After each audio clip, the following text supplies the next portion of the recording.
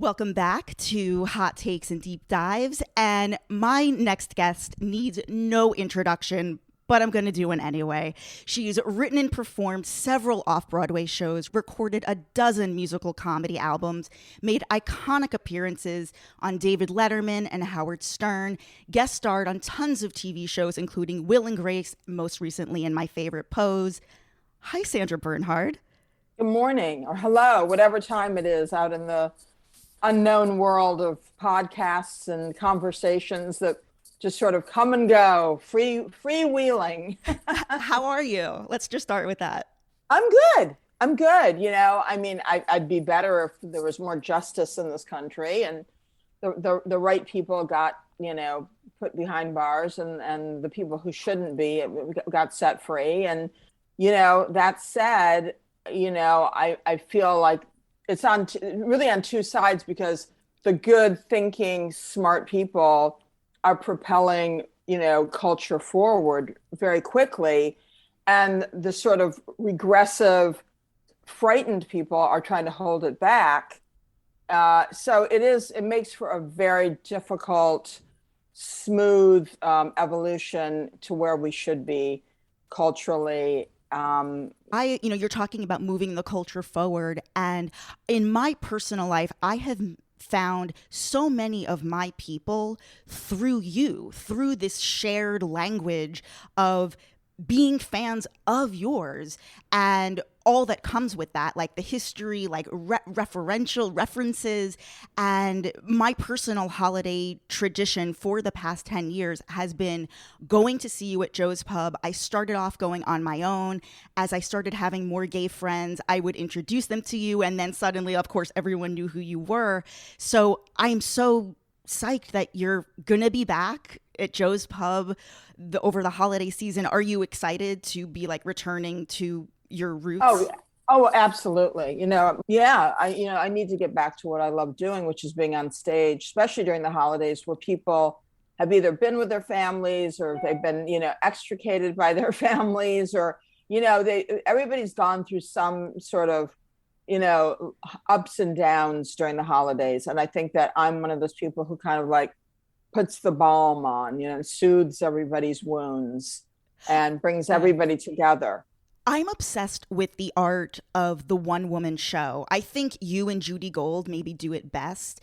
I think it's a fascinating genre. You may be even considered one of the pioneers of the one-woman show. I'm curious, when you were starting out in LA, how did your act evolve into a one-woman show? Did you start out doing stand-up? And also, how did audiences react to you? Because what you were doing was pretty wild at the time. Yeah, well, in the 70s, when I started, I was definitely on the comedy scene. I was doing the Comedy Store and the Improv and all the other little ancillary places around LA. And then I come to New York and do Catch a Rising Star. So I was deep into the stand-up comedy world, but I was doing something that kind of broke, all the norms. I was doing these little funny little bits and, references to fashion and, sexuality. And it was very highbrow, and maybe that's not a word you're supposed to use. It's supposed to be a very sophisticated, and it unnerved people in the audience, but a lot of people loved it. And then, of course, I added music, so I would always sing and, do some sort of punctuation with a song. So I was really breaking all the rules at the comedy club. So really, it wasn't until probably 1983, after the King of Comedy, when I performed at Caroline's club, when she had it on 8th Avenue. It was a much smaller. I loved the venue. It was almost like a storefront. And that to me was sort of the first time I really sort of translated it into more of a flowing show. It was uninterrupted. I'd already kind of left the comedy world, but I was still depending on it to put my material together. But then I started finding, rock and roll venues and, music rooms. And I expanded, for a long time, I just had a piano player, but then I would add musicians. And so it was a slow sort of, unfolding of my, image and idea of what I wanted to do, which was really kind of a hybrid of Bette Midler and Lily Tomlin meets, some sort of like, fabulous French actress, or, I mean, I was like, and Tina Turner, everybody just got thrown into the mix, of what I wanted to be as a performer. And how did you find your people? Like I was talking about finding my people who loved you. How did you find your people in LA, New York, who got it? They just started coming, I think that after I did King of Comedy, people obviously a lot more people knew who I was. And then, of course, doing Letterman, 2 or 3 times a year, and going on and doing these sort of funny, crazy bits, as opposed to just talking about whatever I was supposed to be promoting. It started to introduce me into the psyche of like the groovy college age people, which, I was kind of like, I skipped college and went right to my career. So everybody was sort of on the same page. And then boom, back in those days, it was appointment viewing to watch Letterman. People didn't have a way of taping something, and it was it. You either saw it or you never saw it again, So people would stay up and watch Letterman. And so then I just started getting, reputation. And then when I come to towns or colleges and perform, they knew me and they'd start coming to the shows. And it was so great back then because you didn't even think about it. You didn't try to figure out how people got to know you. It was just the way it happened, you do interviews, you do press, people would write about you in magazines and papers, and it had an impact because that's where people went to get their information about everything, but also about performers. One of my favorite things you said about, doing Letterman was that, I mean, of course, like they always would do the pre-interviews, but you would joke that like, you're like, honey, I came with the questions and the answers. Yes, I did. And you had to, because, you can't depend on somebody's, sort of pretense of not knowing what you're doing. I mean, that was his thing all the time. Like, what? I don't know what you're talking about. So I'd be like, well, let me explain what I'm talking about. Instead of just sitting there going, David, it'd be like, okay, well, let me take you on the journey with me. This is Chanel. This is Andre Leontali. This is Isaac Mizrahi. This is, hair and makeup and fashion. And this is like, crazy club scene, or this is my friendship with this person. You know what I mean? So I'd weave the whole story, obviously not just for him, but for the audience. So people got to know like my intimate hangings out with people, and people love that because it was like a little, view into, the world of everything that nobody really had that access to before social media. Yeah, it was access into a world of fabulosity. Exactly. Showbiz glamour. Yes. Yeah. But I always played it where I was on both sides. I was not only the performer and the person in it, I was also the voyeur and the person that got to look at it from inside and out. You did so many appearances on Letterman. Did you have, I mean, it is my understanding that your relationship with him was purely on the stage. Like you didn't you never socialized with him or anything like that. No. We never hung out. I had a huge crush on him, but it was all played out in front of the camera. Maybe once in a while he'd stop by the dressing room and say hello before the show, but no, we never hung out. We never went out for dinner. There was absolutely no socializing. And I think that was why it worked so well. Now, I have to ask, the legendary Letterman appearance with Madonna. I'm not going to dwell on this, but I have 2 questions that I want. You're smiling. I have 2 questions that I can't live with myself if I don't ask you. Okay. Number 1, the outfits. Whose idea was it to wear the matching denim shorts with the white top? And also, were those from the Gap? I don't remember where they were from, but it was definitely her idea. And then, of course, everybody at that time was wearing those cowboy shoes. They were like half boot shoe. They were insane. I don't know. I mean, that is something I don't think we'll ever revisit again. It was so 80s. It was insane and brilliant. It was definitely her idea to wear the matching outfits. What was going on backstage? Like, I know that you were the booked guest and you quote unquote surprised him by bringing Madonna out. But what don't we know? Like, what was going on backstage? Like, was he truly surprised? I am sure that my publicist, whoever booked me at that time, said that Madonna would be coming. And but I don't think we ever gave it a whole, like, there was no definition to it. And of course I went on first, so I was on for like at least 7 or 8 minutes before she came on. So it was, and that was the other thing about going on a show. Then you'd have so much time to talk and set the table for everything. So I don't honestly remember. I think she was just waiting backstage, and then I said, my friend, I brought my friend Madonna, and she came out, and we didn't have anything planned. I mean, truly, true. I mean, the word iconic is thrown around willy nilly these days. That Yeah, was actually iconic. it really was. It really was. Our whole friendship was, and it was, again, at a time when there was no real, you know, outlet for it in terms of press, I mean, except for maybe paper magazine, or occasionally when you went to a party, it would be in Page Six or something. But there are only like a handful of photos of us. And we went out quite a bit here in New York because we were both doing, she was on Broadway doing Speed the Plow, and I was doing Without You, I'm Nothing off Broadway. So there was, we were out and about, and it's just amazing how few pictures there really are of us. And that, had it been now, it would be like, it'd be like everywhere and have absolutely no impact whatsoever. Like during your time together, what do you think she learned the most from you during that time, and vice versa?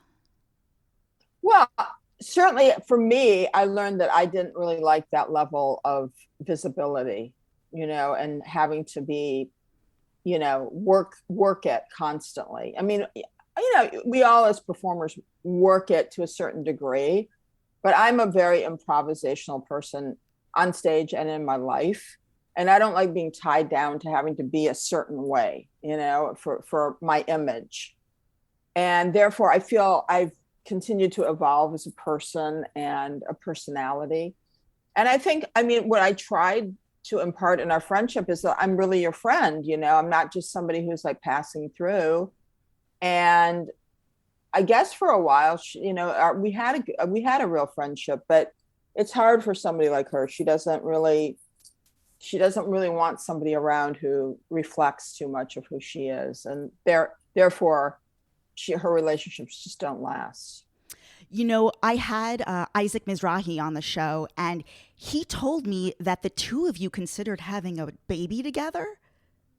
Yes, I had talked to Isaac. I was talking to a number of friends when I decided I was going to have a baby on my own, and we had a serious conversation about it.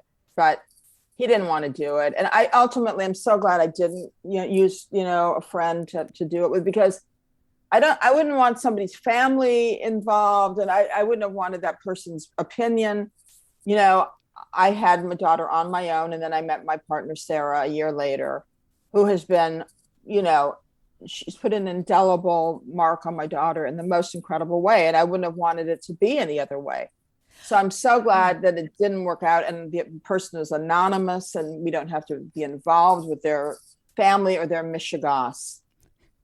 I so admire your relationship with Sara. I know that you met because she had asked you to write a piece for a magazine, but can you kind of go deeper? Like, how did you really meet, and how did the relationship evolve, having a very, like a 1-year-old daughter in the picture? Yeah, I was always very in awe of Sara because she's a very serious person. And we did meet. She had reached out to me to write a first person piece for Harper's Bazaar, where for a while, she was the entertainment editor. And it was going to be about the millennium, the 2000, all the things that were going to happen, so it was sort of a spoof on that. And I had gone on a long journey to all over Europe and Morocco and Israel. I was performing, and I was writing another piece, and I had my whole entourage with me in Sicily. So the morning after we got back, I was putting Mitch, my musical director, in a car like at 8 a.m. I would never have been out on the street that early because we were jet lagged, so we went to have an early breakfast. So standing on the street with Sicily and putting Mitch into the car. And then this woman came literally around the corner. I was living on 12th Street in Hudson at the time. And she kind of walked past, and we sort of smiled. And she circled back and she said, "I'm Sara Switzer, your editor." from Harper's Bazaar. I said, oh my God. I said, I haven't started writing the piece yet. Forgive me. And then we started talking about the piece. And simultaneously, Liz Tilberis, the incredible editor of Harper's Bazaar, had just passed away in the ensuing weeks I'd been away, who was somebody, everybody, she was beloved. She was beloved in a way that, I mean, Anna Wintour, I'm sure, wished she had that kind of love. And so we started talking about that. And I said, I'm going to write this piece. I'm going to get it to you in the next few days. So we started, talking on the phone. And I was faxing things to her because it was before internet. And then I was like, and she kept saying, oh, let's have a drink too. Let's have a drink. I was like, oh, okay. Because I thought she was so pretty and so groovy. I thought she didn't seem gay at all. So then I had her stop by my apartment on a Friday morning to pick up the piece because she lived as it turned out, she lived right around the corner. And she was on her way that morning to take a contributor's editor's photo of our friend George Hodgman, who she used to work with at Vanity Fair. He needed it that day. And it was also 8 a.m. And she never would have been out that early. So it was really kismet bringing us together. And so she came by. And then the next night, I was performing with Leah Delaria and Scott Thompson of Boys in the Hall at the Beacon Theater. It was Gay Pride weekend. And I invited her to come to the show, and she brought her friend Amy, who they grew up together in St. Louis. And we just connected, and that was it. There's more nuance to the story, but it's a very long story. The bottom line is we connected, we started seeing each other, and then she got a little bit distant for a minute because she was really thinking about it. It was like, if she was going to jump into this relationship, it wasn't just with me, it was with our daughter. And she took it very, very seriously. So after about a month, she said, yeah, I'm going to commit to this, and 22 and a half years later, we're still unfolding and knowing each other and having a fabulous time. And she's the most brilliant, the most solid, thoughtful person I've ever known. I mean, she doesn't miss a beat, and you can't pull any shit with Sara. She's just as solid as a rock. And, Cicely wouldn't be the person she is without her, because I didn't go to college. I'm not such a person of etiquette. And Sarah's very her etiquette is perfection. She went to Middlebury College. So Cicely ended up going to Middlebury College. Her education was top flight. And so, Sara helped her, write her essay and fill out all the forms. I would have been running, screaming from the room, because I'd be like, I can't deal with this shit. I'm totally bored with anything that it's that you have to focus on and really get involved with in that way. You're a Gemini. Yeah, I'm a Gemini. My mind is not. So Sara made that all happen, and together we're just we're the perfect team. She's, I say she's waspy. She is and she isn't, and I'm a much crazier, but I'm also very grounded. You know what I mean? I'm not I've never been an irresponsible person in my life. I've just been more carefree and was able to be because of my career. And so Sara has anchored me in a way that had to happen, because, once you hit your 40s, you're kind of how much longer am I going to just be free floating, which is why I decided I was going to commit to having a baby. And why, when I met Sara, I was like, I'm not going, this is it. This is the end of the fucking, train ride. To what do you attribute the two of you being able to make it last through thick and thin? A lot of compromise, a lot of patience, a lot of long conversations about, where we're at that moment, and willing to, let go of it's always about ego, because if you can't always be right, even when you are right, sometimes you have to say, oh, I don't care if I'm right or not. It's okay. I get where you're coming from. And, there's always bumps in the road that, things that irritate us about each other. But, you just kind of find a way to smooth it out and go to the next level in your relationship. You just mentioned Leah Delaria. Funnily enough, I interviewed her the other day for this show, and she told me, I was asking her, how did you meet Sandy? And she mentioned that the two of you met at a break fast for your manager or something. It was a Yom Kippur break fast. Jesus Christ, I don't remember that. That's right. Listen, it's on tape. That's what she said. Oh, no. I'm sure it's true, but it's so funny when I look back on all my friendships of people. It's like, I mean, I remember meeting Isaac because my manager at the time, Isaac had said he'd like to design for on a TV show. I was one of the people he mentioned. So my manager reached out to him and set up an appointment.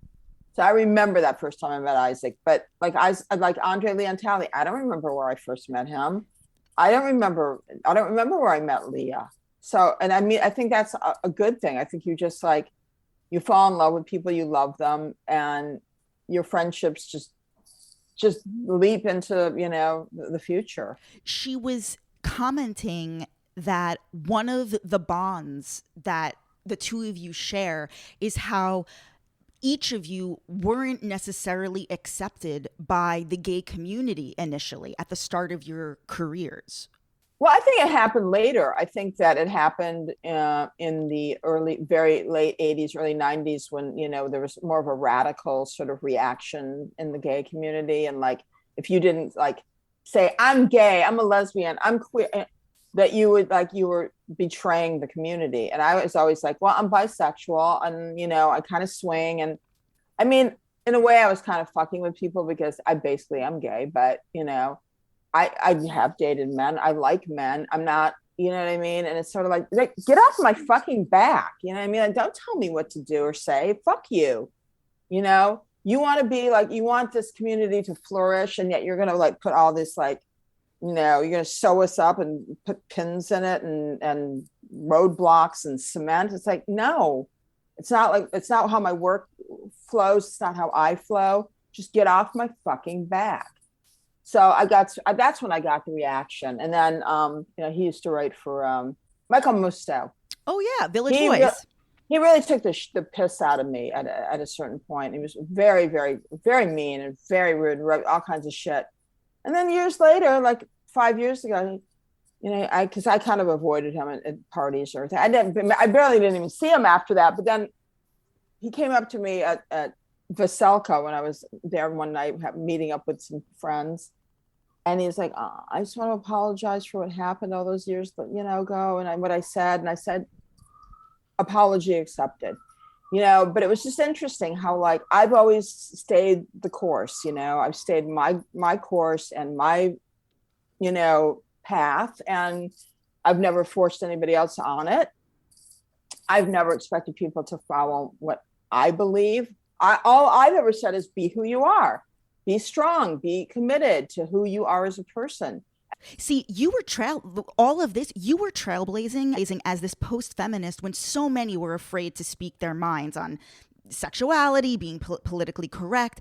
How did you have this unbelievable self-confidence on stage? Like, how did you develop this comfort in your own skin?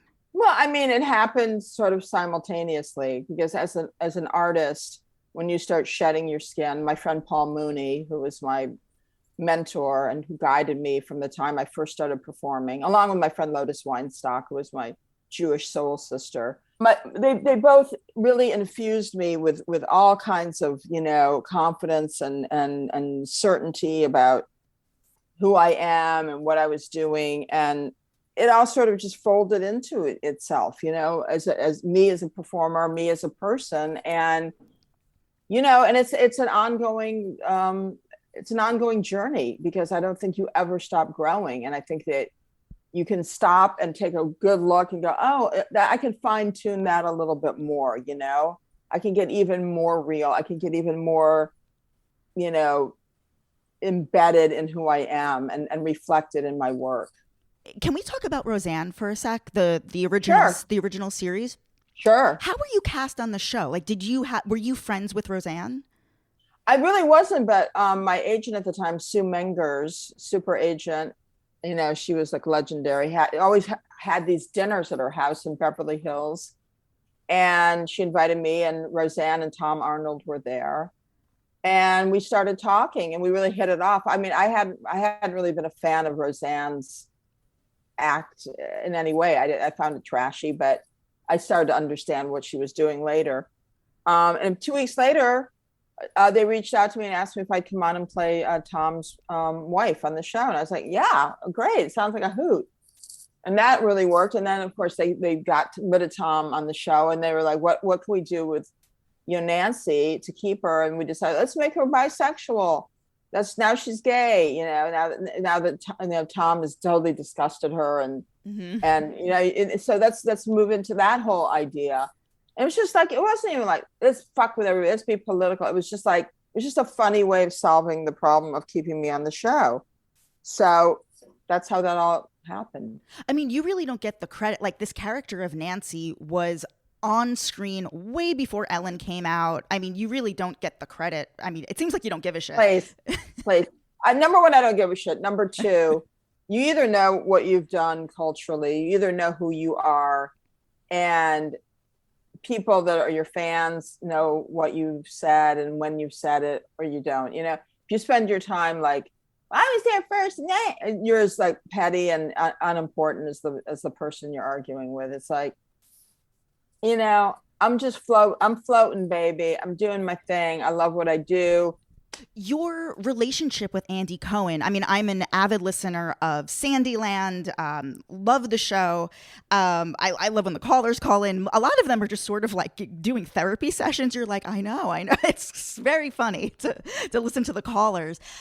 He wrote about you in one of his diaries. He wrote about you so beautifully. It seemed like the two of you were driving home together, like you were sharing a car home together from some event, and you were kind of narrating the gifts that were in the gift, yes. Like the gift bag. It was Howard Stern's 60th birthday. Oh, and so we were riding. Yeah, he was dropping me off with Sara back home, and then I was going through the gift bag and like, what is this crap? And each thing I was doing a really funny, So how did you become? And I want to say that I love in the infancy of Watch What Happens Live, I was a huge fan. They had a segment called Sandrology.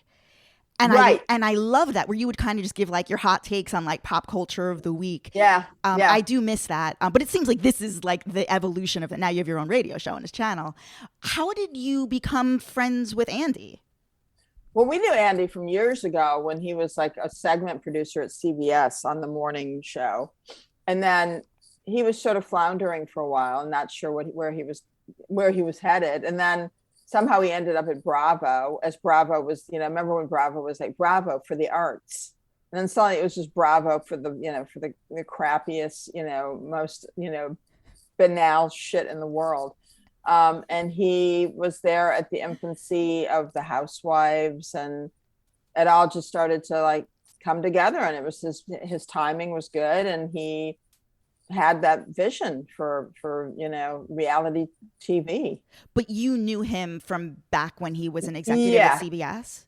He wasn't an executive. He was just literally a booker for the morning show. Well, that's amazing. Yeah. I love that. Yeah, he was just young, and he was but he was very sweet, always cute. And then we just kind of like, knew each other over the years. And then obviously I was, I think, the first person he approached to be on Radio Andy. And I was like, yeah, I'd love to do that. And for a long time I did it every day, and which was way too much, and they don't pay enough money over there. They're ridiculous. Jill Kargman told me the same thing, that she said that like they wanted her at like 6 a.m. for like $10. She's like, no, she was done. No, but once a week is great. And now the pandemic is great because I do it from home. And I don't have to get on the fucking M or the, F train and schlep my ass to, Rockefeller Center and be in that dirty, funky, stinky studio that was always filthy, by the way. I always had my wipes with me, and I always wiped it down before the pandemic, because I was like, what schlepper has been in here? What germ-carrying, schlub has been in my seat? So I'd wipe everything down. So if they think I'm coming back there, when their, sanitary, quotient is so low that it's like, it's like a petri dish. But listen, if you hadn't been in the studio, we wouldn't have had that moment with Mariah Carey.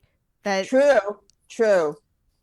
Oh no, I know. No, there is something about being there, but I Not hear you. anymore. I get it. I get it. I want to talk to you about your spirituality. I know you're very connected to Judaism. I know you spend a lot of time on a kibbutz, and I know that you have a very strong connection to astrology.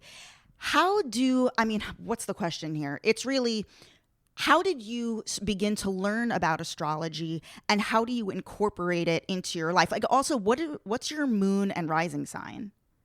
I'm Gemini, Leo rising, moon in Sagittarius. So I have, it's like a nice balance of air and fire, which is what everybody wants and longs for. Uh, I don't know. My friend Cheryl Henry, she's the one who always did my charts for me. She would explain everything to me over and over again. It sort of went in one ear and out the other because it was too scientific in a way for me. But I know enough about it. I know that certain things, look, Scorpio. Are you a Scorpio? No, I'm a Leo, Sag moon.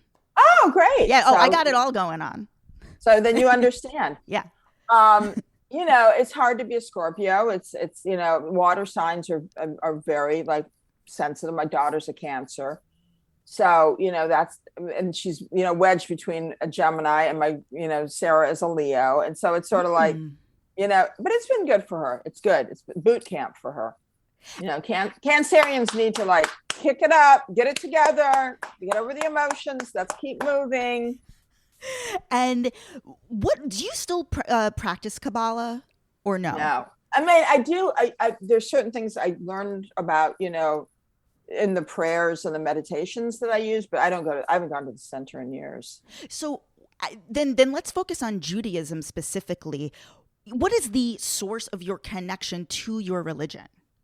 Well, I think more than anything, it's my grandparents who came from Russia at the turn of the last century.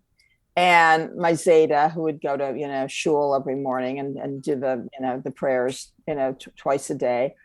And the holidays were always done in Detroit and Michigan. And, it's family, it's the music, it's the songs, it's the repetition, the year after year after year of the Torah and the, and the holidays. I don't know. It's like easing into an old pair of jeans. It's just comfortable and safe and you feel good. It's just, I don't know. It's the continuity of it all that means so much to me.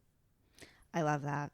I guess finally returning back to the Joe's Pub shows, you always do your encore with usually a very funny musical number. I mean, like some of my favorites. Well, most recently, I remember you full Gaga Joanne garb, like pink cowboy hat. You did A Million Reasons. I remember.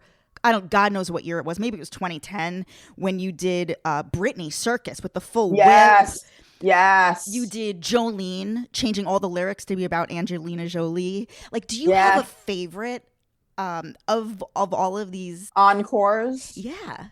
I mean, they're all favorite because it's like it kind of encapsulates the time, the year, where we've been at. And, to me, my fallback encore is always Little Red Corvette. So I have to say, of all the things I've done, Little Red Corvette says it all to me because it's a love song to a car, and Prince just will forever be somebody who has just says and does it all. And I think losing him was one of the really, really hard things to go through in the past 10 years. I remember you. And that for me personally, just culturally, you know what I mean? I remember when Prince died, you were on the air and you kind of dedicated the whole show to him. And you talked a lot about how much you loved him and his influence. I remember that. Yeah. What do you want your legacy to be? Or is this it? You've done it all. Well, I haven't done it all because I'm still doing it, and I feel like there's a couple things that as an actor that I will get to do that will show another side of me in a wider range.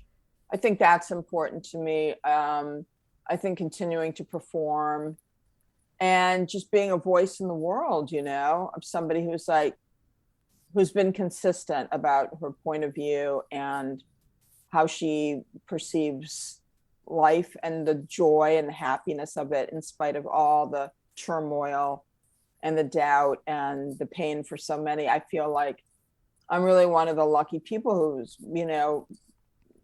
orchestrated my life in a way where most of the time I really have fun. Sometimes I'm depressed too. Sometimes I don't like the way my life is, but that's rare. Sometimes it's usually because I'm bored. Yeah. So I just want to keep working and be busy and productive and give to people in the way I can. How have you seen New York City change, even in the smallest of ways? Like, I love in your act that you're like overheard on 10th Avenue. Like, like how have you personally seen like the small things change?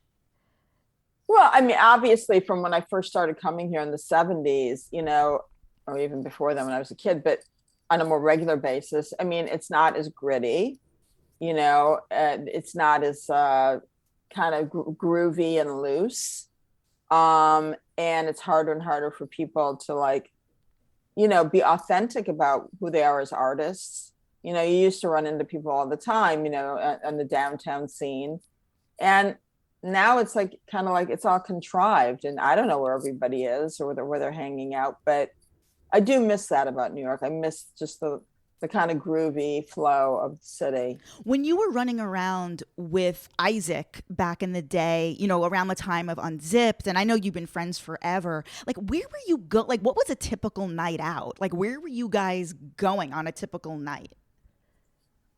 Well, I mean, out for dinner, to I don't know. I don't remember where we go for dinner. I guess across from Joe's Pub. Indochine? Indochine was, it's been around. That's, to me, I can think of that. But late at night, of course, you'd go to the place in the meatpacking district, which closed years ago. It. It doesn't. I'm not firing this morning, but you go out for dinner. You go to a club. You go, to a party. People had parties. So you go to a lot of parties, and dip in and out. And now, I mean, parties are like, Isaac just had a dinner party recently. That was really fun. But those kind of parties, obviously now I'm not going to go to any fucking parties. That's a great interview. That's really, really fun. Thank you. Thank you. Smart. Thank you so much. Tell everyone where they can buy tickets to see you at Joe's Pub and anything else you want to promote. Joe's Pub, you just go to joespub.org. And that's kind of it right now, that and, Sandyland on Thursdays on Radio Andy and Sirius at 1 p.m. Eastern Standard Time. And then there'll be more things to come in the new year, but I can't tell you about them yet. Awesome. Well, I will be there. I will see you December 30th at Joe's Pub. Great. Say hi. I will. Thank you. All right, honey. This was fantastic. Thanks, honey. And say hi to the girls. Okay? I will. This was so great. Thank you so much. Oh, my God. So great. Have a great day.